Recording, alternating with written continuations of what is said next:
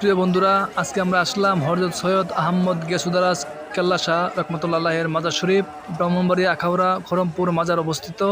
হযরত সৈয়দ গেসুদারাজ রহমতুল্লাহ আলাইহির দরগা, যা কেল্লা শহীদের দরগা নামে সমগ্র দেশে পরিচিত। কেল্লা শহীদ রহমতুল্লাহ আলাইহির সম্পর্কে যে কাহিনী প্রচলিত আছে তা হচ্ছে, তৎকালীন বাংলার রাজা ছিল গৌরগোবিন্দ।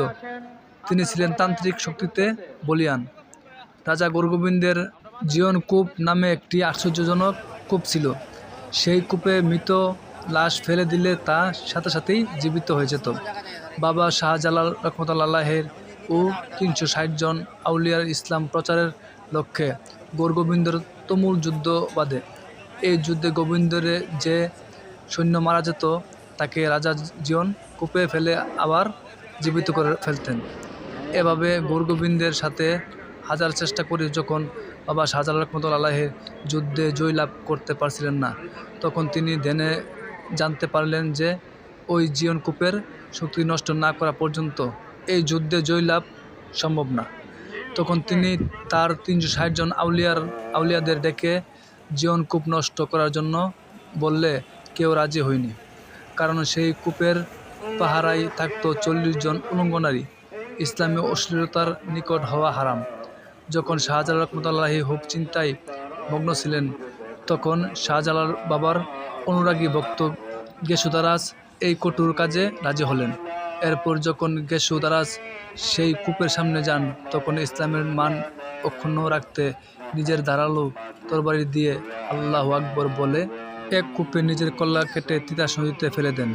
কল্লা ছাড়া গেসুদারাজ রহমতুল্লাহ আলাইহি তরবারি হাতে যখনই জীবন কূপের সামনে গেলেন, তখন বাবার এই ভয়াবহ রূপ দেখে ৪০ জন উলঙ্গ নারী দিক বিদিক হয়ে পালিয়ে যান।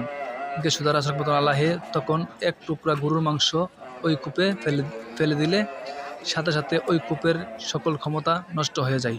এরপর কল্লা ছাড়া কেল্লা শাহ রহমতুল্লাহ আলাইহি এর দেহ শাহজালাল রহমতুল্লাহ আলাইহির নিকট তার পায়ের সামনে গিয়ে প্রাণত্যাগ করেন। এরপর হযরত শাহজালাল রহমতুল্লাহ আলাইহি কল্লা শাহ রহমতুল্লাহ আলাইহির পাক দেহ নিজ হাতে সিলেটে দাফন করেন। সে সময় হরমপুরের জেলেরা তিতাস নদীতে মাছ ধরত।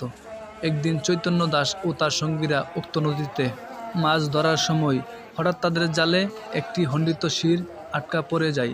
তখন জেলেরা ভয়ে ভীত হয়ে পড়ে এবং খণ্ডিত শিরটি উঠাতে গেলে আল্লাহর কুদরতে খণ্ডিত শির কথা বলতে থাকে। একজন আস্তিকের সাথে আর একজন নাস্তিকের কখনো মিল হতে পারে না। তোমরা যে পর্যন্ত কালেমা পাঠ করে মুসলমান না হবে, ততক্ষণ আমার মস্তক স্পর্শ করবে না।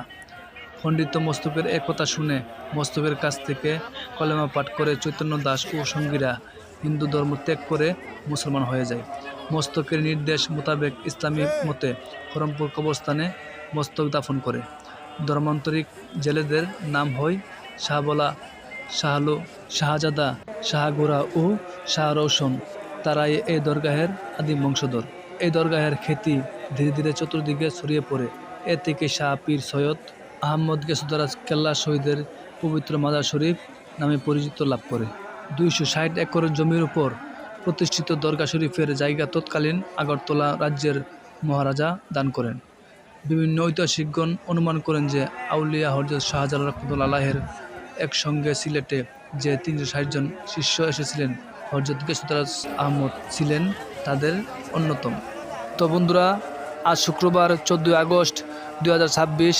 তো আজকে রাত্রে ১২টা বাজে আখিরে মোনাজাত। সবাই এই মোনাজাতে অংশগ্রহণ করবেন। সবাইকে ধন্যবাদ।